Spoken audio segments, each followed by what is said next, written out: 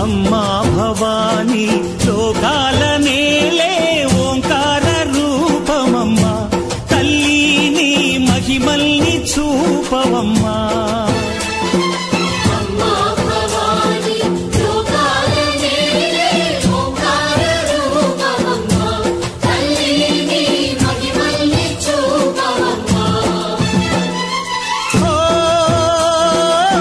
సృష్టికే దీపమా, శక్తికే మూలమా, సింహరథమే నీదమ్మా.